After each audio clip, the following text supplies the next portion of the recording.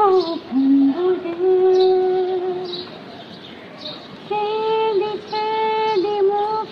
আকো ঘরে পোহর পোহর মোর প্রকৃত কুয়া জাগে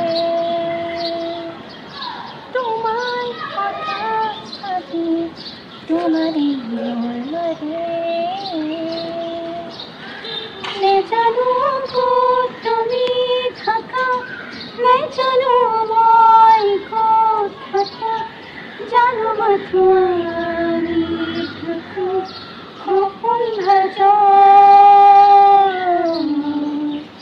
রাতে রাতে খোঁজ মোর বলে খেতে খেতে মুখ আঁকো করে